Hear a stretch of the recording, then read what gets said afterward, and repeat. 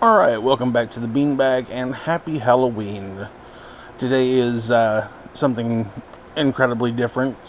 As you know, I do a lot of customs, and so today is going to be the most customs of any of the Star Trek figures you've seen. I had this crazy idea some months ago, well, it was many months ago now, that what if the crew of the Next Generation Starship Enterprise decided to celebrate Halloween? And they decided to do so by dressing up as Star Wars characters. So to start off this collection is Wesley Crusher as Luke Skywalker. And yes, I did make a custom lightsaber for him. If you're familiar with the Star Trek line, you probably recognize the hand as being Ambassador Sarek, who's normally doing the live long and prosper thing. And I actually glued the fingers back together to look like he's doing the force push. So yeah, I decided that Wesley Crusher had to be Luke Skywalker. He just made the most sense, because for a long time on the show they were pushing him as being the chosen one character, and of course Luke Skywalker always got to be the chosen one. So that made me think, well then I got to figure out who the rest of the characters from the show would be. So we then did as Han Solo is Commander Riker, and I tried to give him the Harrison Ford sort of bouffant look, but man, it didn't come out right. It looks a little weird to me. Maybe you think it looks okay. I hope so.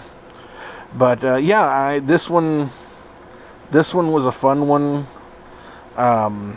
If you recognize some of the parts off of this, this is the torso of Worf from the Fistful of Datas, and the gun is actually off of a Troy from Fistful of Datas.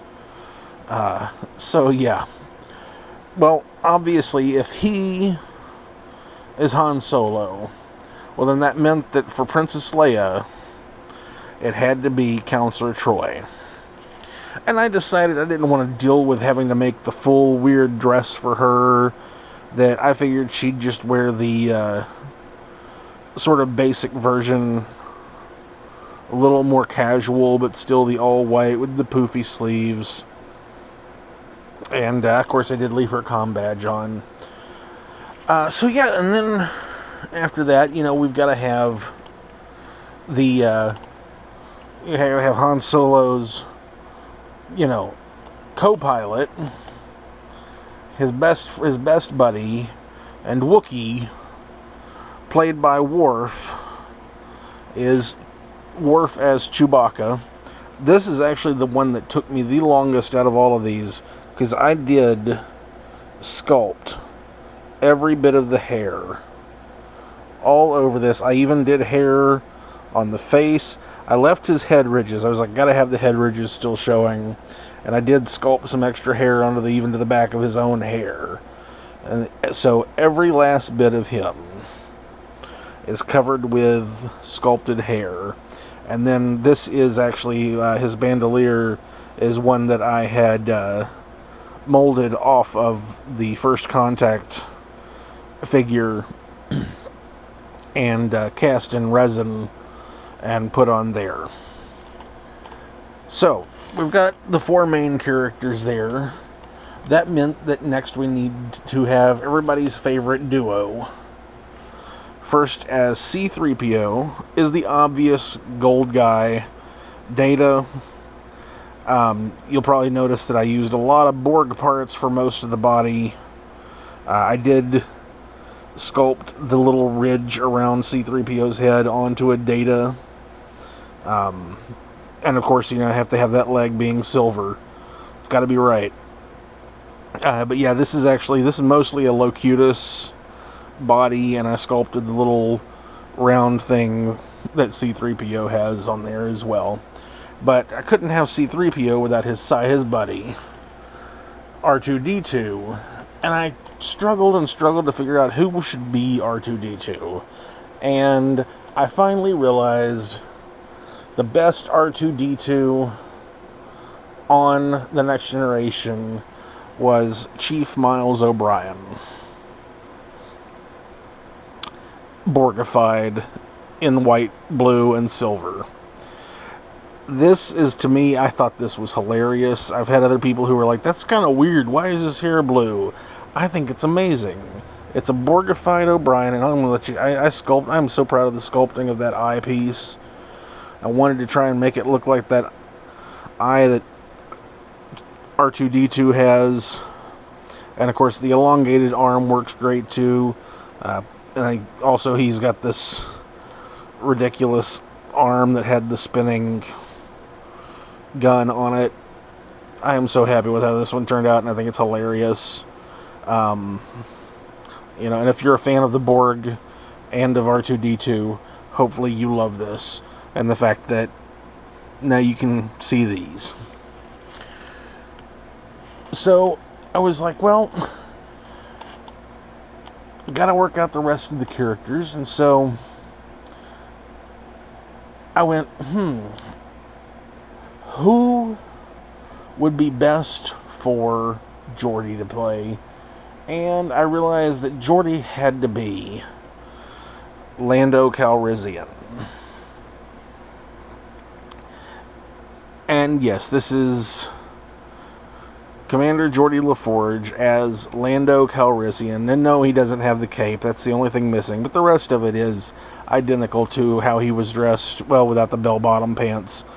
It was still one of the funniest things about that movie is the bell-bottom pants that Billy D. Williams is wearing. And, of course, you're probably thinking, well, you've gone this far without Captain Picard. And that's because Captain Picard, he would go along with being part of the fun for Halloween, but he wouldn't want to have to, be too much of a character. So he went with Lobot. And yes, I did do the entire head mechanism around the Captain Picard head. This is actually what started this whole thing. I got to thinking about the fact that the very first Star Trek figure I ever got was Captain Picard, and the very first Star Wars figure that I ever got was Lobot. Because for some weird reason, he was one of my favorite characters from Empire. Even though he says like 2 words in the entire movie, I think. And then I was like, you know what? I could totally sculpt Lobot onto Captain Picard. And so that's what started this whole fun game. And I am so proud of how that turned out. And hopefully you love it too. And maybe one day everyone will have a Captain Picard Lobot.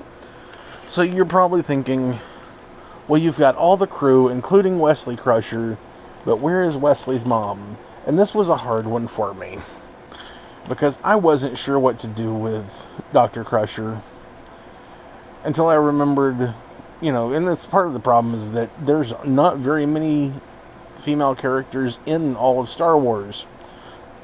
George, why? But there is a red-headed woman who does appear in the original trilogy, and so I was like, we're going to go with that. And so, Dr. Crusher is Mon Mothma. And this is, again, I had to completely sculpt the skirt at the bottom, and made the jewelry around her neck, as well as the sleeves on her jacket. But it works. It works. It's Dr. Crusher as Mon Mothma. So, that is it for the Star Trek Star Wars Halloween costume special for 2021. Hopefully by next Halloween I'll have come up with some other kind of weird figure set. But to be like, have I lost Captain Picard? I've debated trying to do some more of the Star Wars figures or Star Trek figures as Star Wars figures. So we'll see what happens, and I'll see you next time.